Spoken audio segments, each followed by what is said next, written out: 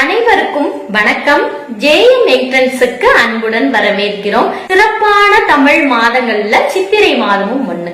தமிழ் மாதங்கள்லயே முதல் மாதம் சித்திரை மாதம்ங்கிறது எல்லாருக்குமே தெரியும்.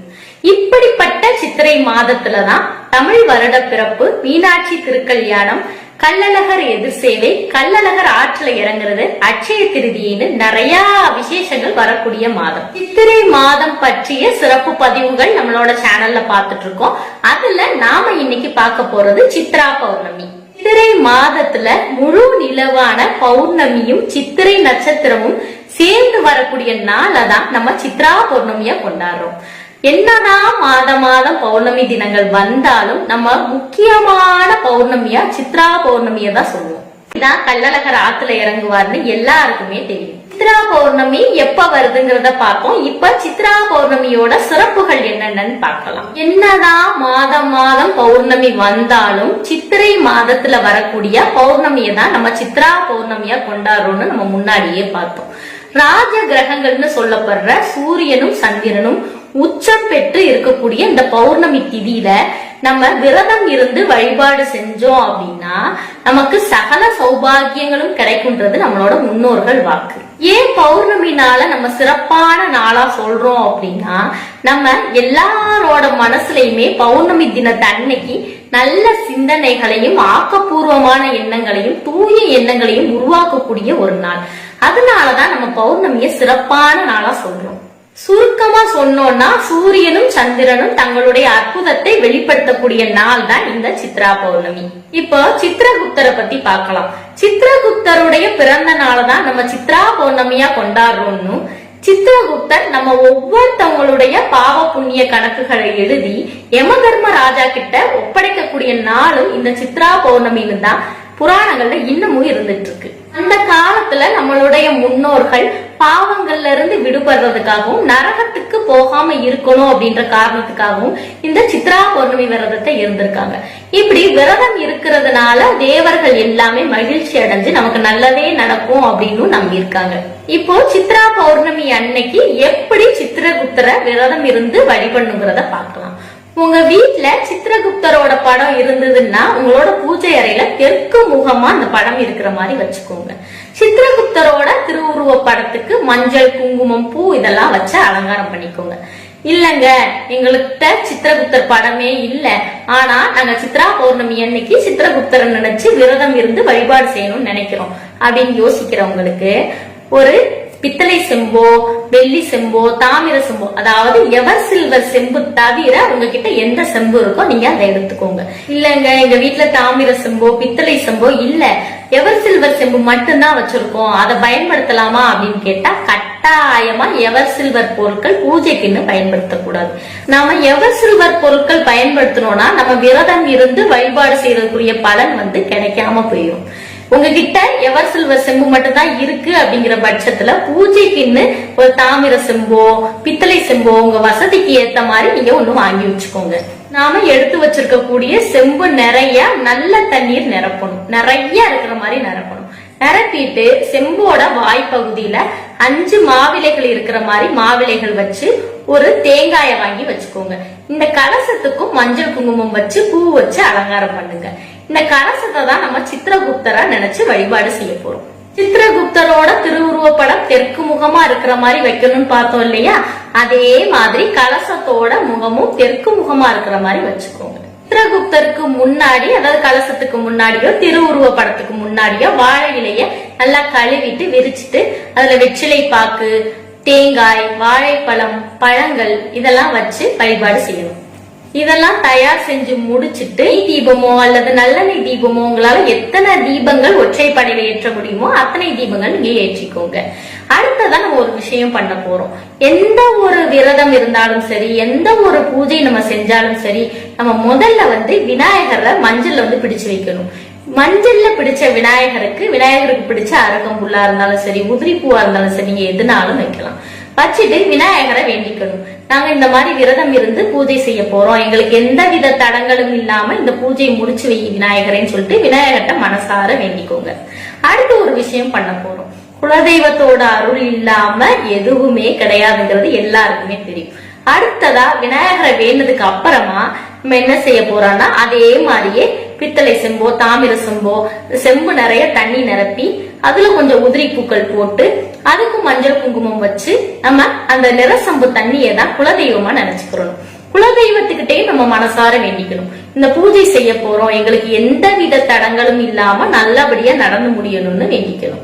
மஞ்சள்ல பிடிச்சு வச்ச விநாயகரும் குலதெய்வமான நரசம்பு தண்ணியும் சித்திரகுப்தரோட வலது பக்கத்துல இருக்கிற மாதிரி வச்சுக்கோங்க. நீங்க தரையில ஒரு துணி விரிச்சு கிழக்கு முகமா அல்லது வடக்கு முகமா இருக்கிற மாதிரி அமர்ந்துக்கோங்க.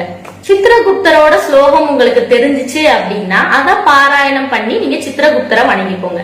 சித்திரகுப்தர் கிட்ட என்ன வேண்டிக்கணும்னா, எனக்கு அடுத்தவர்களுக்கு பாவம் செய்யக்கூடிய மனப்பான்மை இருந்தது அப்படின்னா அதை நீக்கிட்டு புண்ணியம் செஞ்சு அடுத்தவர்களுக்கு உதவக்கூடிய ஒரு மனப்பான்மையை கொடு அப்படின்னு சித்திரகுப்தர் கிட்ட நம்ம வேண்டிக்கணும். அப்படி பாராயணம் பண்ண முடியல, எங்களுக்கு சித்திரகுப்தரோட ஸ்லோகம் தெரியல அப்படின்னா, இப்பதான் எல்லார் கையிலயுமே மொபைல் இருக்கு, மொபைல்ல இல்லாத விஷயங்களே இல்லைன்னு ஆயிடுச்சு. அதனால சித்திரகுப்தரோட ஸ்லோகங்களை நீங்க காதுல கேட்டுக்கிட்டே வழிபாடு செய்யலாம். சித்ரா பௌர்ணமி விரதத்தை யார் யாரெல்லாம் இருக்கலாம் அப்படிங்கறத பார்க்கலாம். சித்ரா பௌர்ணமி விரதத்தை குழந்தைகள்ல இருந்து பெரியவங்க வர யாருனாலும் இருக்கலாம். அப்படி நாங்க விரதம் இருந்து வழிபாடு செய்ய போறோம் அப்படின்னு நினைக்கிறவங்க என்ன செய்யணும்னா, சித்ரா பௌர்ணமி அன்னைக்கு காலையில பிரம்ம முகூர்த்த வேலையிலேயே எந்திரிச்சு குளிச்சுட்டு வாசல் தெளிச்சு கோலம் போட்டுட்டு பூஜை அறையில எப்படி நம்ம செய்வோம் பாத்தீங்களா, இந்த மாதிரி பூ போட்டு அலங்காரம் பண்ணி விளக்கேற்றி விரதம் இருக்க ஆரம்பிங்க. அன்னைக்கு முழுவதும் சாப்பிடாம விரதம் இருந்தா நல்லது. இல்லங்க நாங்க மருந்து மாத்திரைகள் சாப்பிட்டுக்கிட்டு இருக்கோம், எங்களெல்லாம் சாப்பிடாம விரதம் இருக்க முடியாது அப்படின்னு நினைக்கிறவங்க பழமோ ஜூஸோ சத்து மாவோ உங்களால பால் பதார்த்தங்கள் தவிர்த்து நீங்க மற்ற பொருட்கள் சாப்பிட்டுட்டு நீங்க விரதமா இருக்கலாம். ஒருவேளை மட்டும் சாப்பிட்டுட்டு விரதம் இருக்கலாமா, அல்லது ஒருவேளை மட்டும் சாப்பிடாம மற்ற வேலைகள்ல சாப்பிட்டுட்டு விரதம் இருக்கலாமான்னு நிறைய பேர் கேட்டுட்டு இருக்கீங்க. அப்படி இருந்தாலும் ஒன்னும் தப்பு இல்லை. உங்களுடைய உடல்நிலையை பொறுத்தது. உங்களோட உடல்நிலை எப்படி இருக்கோ அதுக்கு தகுந்த மாதிரி நீங்க விரதம் இருந்துக்கோங்க. கர்ப்பிணி பெண்கள் விரதம் இருக்கலாமா அப்படின்னு கேட்டா, கர்ப்பிணி பெண்கள் கட்டாயம் சாப்பிடாம விரதம் இருக்க கூடாது. நீங்க பூஜை வழிபாடு மட்டும் செஞ்சுக்கோங்க. காலையில இருந்து விரதம் இருக்க ஆரம்பிச்சவங்க மாலை நேரத்துல 6 மணிக்கு மேல நம்ம எப்பயும் விளக்கேற்றுவோம் இல்லையா, அந்த நேரத்துல நம்ம முன்னாடி பார்த்தோம்ல அந்த பூஜைகள் எல்லாமே செஞ்சுட்டு நம்ம விரதத்தை முடிச்சுக்கலாம்.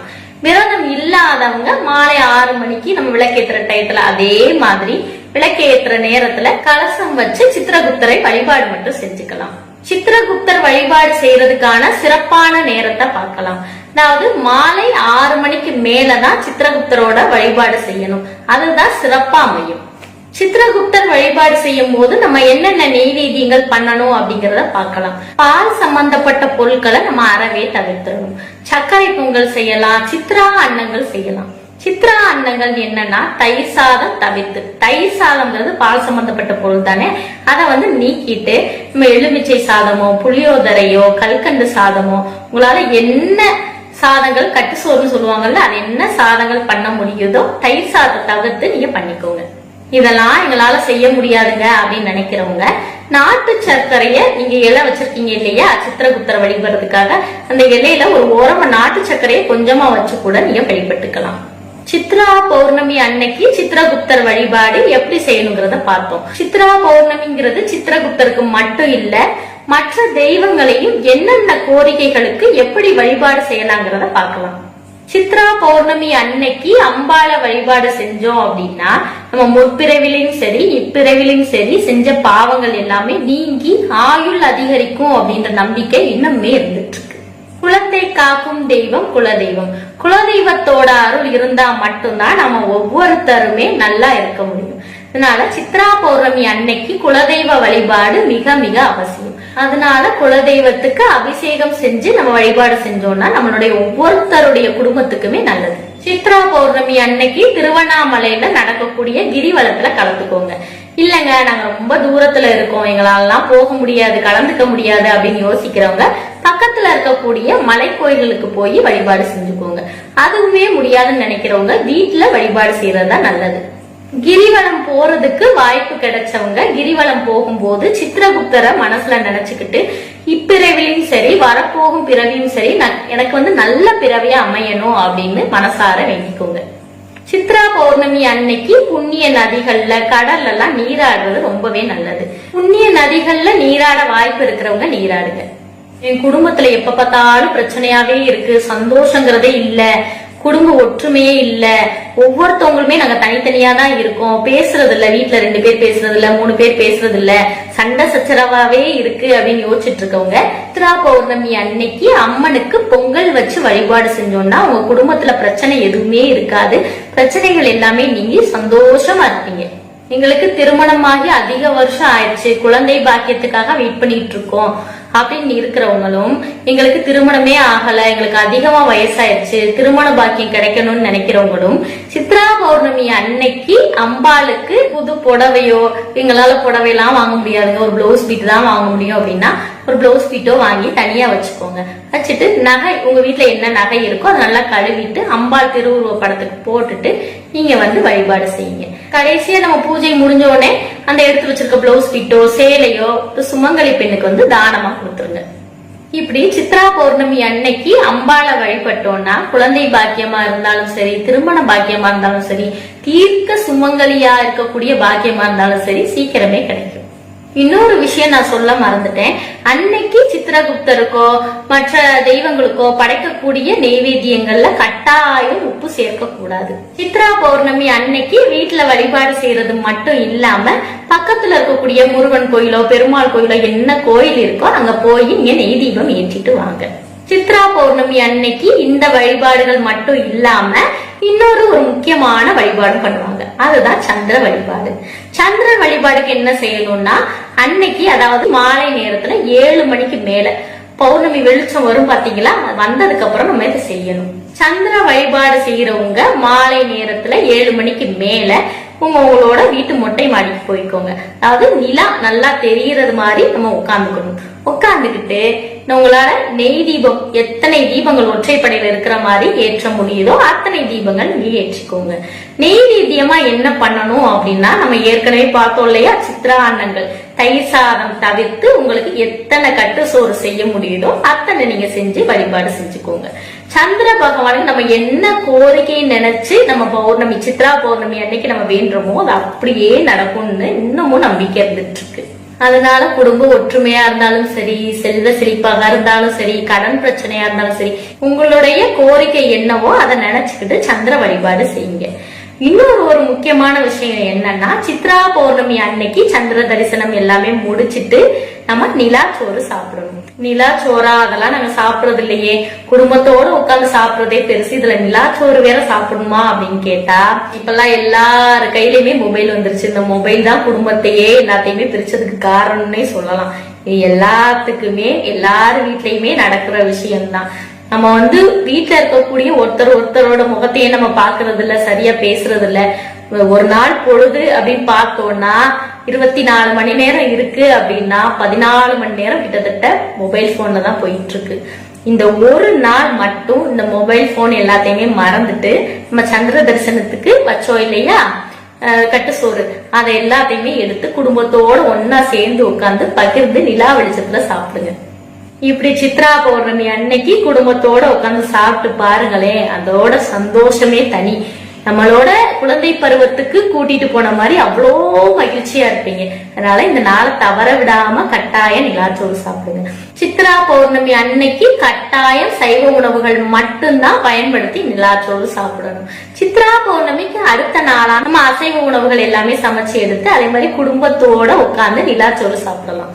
நிலாச்சுவருங்கிறது சித்ரா பௌர்ணமிக்கு மட்டும் இல்லாம மாதம் வரக்கூடிய பௌர்ணமி நாட்கள்லயுமே நம்ம நிலாச்சோறு மாதிரி நிலா வெளிச்சத்துல உட்கார்ந்து சாப்பிட்டோம் அப்படின்னா அந்த மகிழ்ச்சியை சொல்றதுக்கு வார்த்தைகளே இருக்காது, அந்த அளவுக்கு சந்தோஷமா இருப்பீங்க.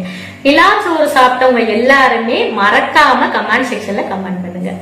இந்த பதிவு பற்றிய சந்தேகங்கள் உங்களுக்கு இருந்துச்சு அப்படின்னா கமெண்ட் செக்ஷன்ல கமெண்ட் பண்ணுங்க. இந்த வீடியோ உங்களுக்கு பயனுள்ளதா இருக்கு அப்படின்னு தோணுச்சுன்னா உங்களோட உற்றார் உறவினர்கள், நண்பர்கள் எல்லாத்துக்குமே பகிர்ந்துக்கோங்க. எங்களோட சேனல்ல பயனுள்ள தகவல்கள் மட்டும்தான் நாங்க ஷேர் பண்ணுவோம், அதனால மறக்காம சப்ஸ்கிரைப் பண்ணுங்க. இந்த வீடியோ உங்களுக்கு பிடிச்சிருந்ததுனால லைக் பண்ணுங்க, ஷேர் பண்ணுங்க, மறக்காம எங்க சேனலுக்கு சப்ஸ்கிரைப் பண்ணுங்க. நன்றி.